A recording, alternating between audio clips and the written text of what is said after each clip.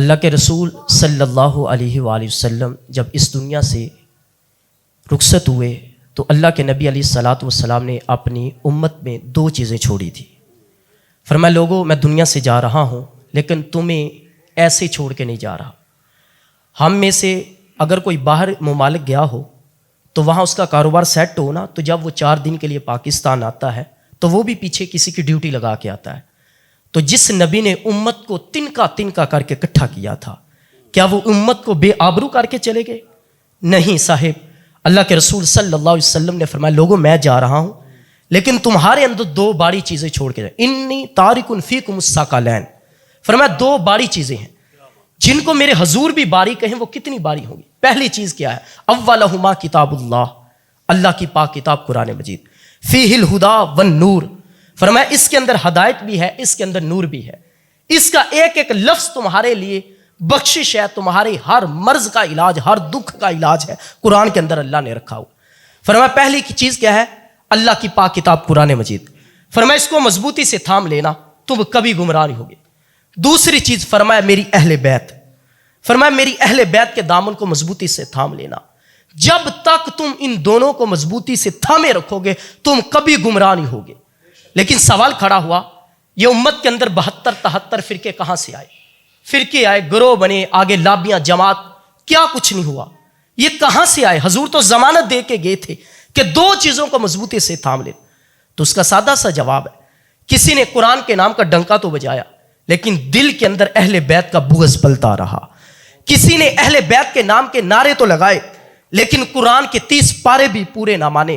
تمہیں مبارکباد پیش کرتا ہوں، تمہارے ایک ہاتھ میں قرآن ہے، دوسرے ہاتھ میں اہل بیت نبوت کا دامن ہے. تم کبھی رسوا نہیں ہو سکتے، کبھی گمراہ نہیں ہو سکتے. شرط یہ ہے کہ ان دونوں کو مضبوطی سے تھام لو. حضور نے فرمایا میری اہل بیت سے پیار کرنا. حضور نے یہاں تک فرمایا کہ میں تمہیں اللہ سے اپنی اہل بیت کے بارے میں ڈراتا ہوں کہ میری اہل بیت سے محبت کرنا، پیار کرنا. حضرت حذیفہ بن یمان فرماتے ہیں دن کے وقت جو ہے وہ میں نمازوں میں حاضری دیتا تھا، حضور کے پیچھے جا کے نماز پڑھتا تھا. لیکن شام کے وقت میں حضور کے پیچھے نہ جا سکتا. میری بوڑھی نبینا ماں تھی، ان کی خدمت کرتا، ان کے پاس رہتا تھا. تو حضور کے پیچھے نماز نہ جو ہے وہ جایا جاتا کہ نمازیں حضور کے پیچھے پڑھو. کہتے ایک دن کیا ہوا، میں حضور علیہ الصلاۃ والسلام سے میرے دل کے اندر محبت مزید بڑھی تو میں نے ماں کی بارگاہ میں عرض کی اماں اگر تم اجازت دو تو میں حضور کے پاس جاتا ہوں، تو حضور علیہ الصلاۃ والسلام کی بارگاہ میں جاؤں گا، وہاں پہ نماز ادا کروں گا اور تیرے لیے اور اپنے لیے بخشش کی دعا بھی کرواؤں گا. کتنا خوبصورت یار لالچ تھا. آج تو ماں اپنے بچے کو نماز پڑھانے کے لیے لالچ نہیں نہ دیتی، محفل پہ جانے کے لیے لالچ نہیں نہ دے گی. لیکن دیکھیں یہاں پہ کیسا لالچ ہے. ماں مجھے اجازت دو، میں جاؤں گا، نماز پڑھوں گا حضور کے پیچھے، اپنے لیے اور تیرے لیے بخشش کی دعا بھی کرواؤں گا. حضرت حذیفہ بن یمان فرماتے ہیں میں حضور کے پاس آیا، نماز مغرب کا وقت تھا، میں نے نماز مغرب ادا کی. حضور علیہ الصلاۃ والسلام ذکر و اذکار میں مشغول ہوئے. فرماتے ہیں میں نماز کے اندر باقی جو نماز تھی پڑھنا شروع کی کہ حضور اپنے مصلی سے اٹھے اور حجرہ عائشہ کی طرف جانے لگے. فرماتے حضور چلے گئے. میرے دل کی دھڑکن تیز ہوئی کہ ماں نے جاتے پوچھنا ہے میرے لیے اور اپنے لیے دعا کروائی ہے تو دعا تو نہیں ہو سکی، کیا ماں کو جا کے جواب دو. کہتے ہیں خیر اگلی نماز کا وقت ہوا، میں حضور علیہ الصلاۃ والسلام کے پیچھے جب نماز پڑھی، حضور اٹھ کے مصلی رسول سے جب جانے لگے حجرہ عائشہ کی طرف تو میں بھی حضور کے پیچھے پیچھے چلنے لگا. فرماتے ہیں حضور جب قریب پہنچنے لگے حجرہ عائشہ کے تو میرے قدم تھوڑے سے تیز بڑھے کہ اگر میں نے دعا نہ کروائی تو ماں کو جا کے کیا جواب دوں گا. نمازیں بھی 2 ہو گئی ہیں، ایک کا جب وہ ٹائم لے کے آیا تھا تو ماں نے جاتے پوچھنا ہے تو کیا جواب دوں. حضرت حذیفہ بن یمان فرماتے جب میرے قدم تھوڑے سے تیز ہوئے حضور نے رخ پھیرے بغیر کہا ماں من ہاذا، میرے پیچھے کون ہے. پھر خود ہی فرمایا یا حذیفہ، کہیں حذیفہ تو نہیں؟ میں نے کہا نام یا رسول اللہ. جی حضور حذیفہ ہوں. فرمایا ما حاجتک غفر اللہ لک ولی امک. فرمایا اللہ تجھے بھی بخش دے، تیری ماں کو بھی بخش دے، بتا کس کام آیا ہے. یہاں تو لوگوں نے ترازو گاڑ دیا نا، نبی کندھ کے پیچھے کا نہیں جانتا. حضور نے رخ پھیرا نہیں تھا ابھی، حضور علیہ الصلاۃ والسلام نے رخ پھیرے بغیر کہا کہیں حذیفہ تو نہیں. پھر حضور علیہ الصلاۃ والسلام نے دعا دے دی کہ اللہ تجھے بھی بخش دے، تیری ماں کو بھی بخش دے. جو کام کروانے آئے تھے وہ تو کہنے کی حاجت بھی نہیں پڑی کہ وہ جنبش لب سے پہلی حضور نے کام کر دیا. ڈٹھے ور قرآن دے پھول سارے، تیری شان جیا نہیں کوئی ہور ڈٹھا، تیری شان دا کرے مقابلہ جیرا. आशिकां ओनू असली चोर डिठा, कोई नूर आखे कोई बशर आखे, पैंदा रात दिनी एहो शोर डिठा। अल्लाह वालिया गल ही मुका दी, तुसा होर डिठा सा होर डिठा। हजूर ने फरमाया अल्लाह तुझे भी बख्श दे, तेरी माँ को भी बख्श दे, बताओ किस काम आए हो। अब हजरत हुज़ैफा कहते मैं परेशान कि अब जो काम मैं करवाने आया था दुआ, वो तो हजूर ने पहले कर दी, अब क्या कहूँ। तो हजूर अलैहिस्सलातु वस्सलाम ने फरमाया हुज़ैफा सुनो, मेरे पास अभी अभी एक फरिश्ता आया है जो आज से कबल इस धरती पे कभी आए ही नहीं। वो दो काम करने आए। पहला काम, वो मुझे सलाम करने आया है। सारी कायनात का दिल धड़कता है कि हुजूर को सलाम किया जाए। कहते हैं पहला काम क्या करने आया, वो मुझे सलाम कर दिया। और दूसरा ये खुशखबरी सुनाने आया है कि आपके नवासे हसन हुसैन जन्नती नौजवानों के सरदार हैं। अल्लाह अकबर। तो हुजूर अलैहिस्सलातु वस्सलाम ने यहां से भी जो है अपनी अहले बैत की मोहब्बत का दर्स दिया। और हमें सबक ये नसीहत यहां से मिलती है कि हमें अहले बैत का दामन थामना पड़ेगा। कभी भी किसी के पीछे लाग के, कभी इन पाक हस्तियों के बारे में कभी भी भूल कर भी कोई ऐसा लफ्ज जुबान पे ना लाइएगा जिससे ईमान जो है वो खत्म हो जाए।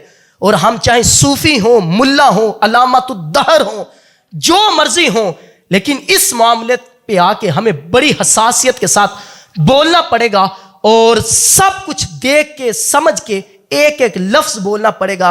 क्योंकि ये ऐसी हस्तियां हैं जिनके बारे में अल्लाह के नबी फरमाते हैं कि ए अल्लाह मैं इनसे प्यार करता हूं, तू भी इनसे प्यार कर, और मेरे मालिक जो क़यामत तक इनसे प्यार करे, मेरे मालिक तू उनसे भी प्यार फरमा। तो हुजूर अलैहिस्सलातु वस्सलाम की अहले बैत से मोहब्बत करना, प्यार करना, ये अहले ईमान के ईमान का हिस्सा है। तो अल्लाह की बारगाह में दुआ करते हैं अल्लाह हमेशा हमें ता दम आखिर सहाबा के दर का भी नौकर रखे, अहले बैत का भी दर का नौकर रखे। अहले बैत नबी के घर वाले हैं, सहाबा नबी के दर वाले हैं।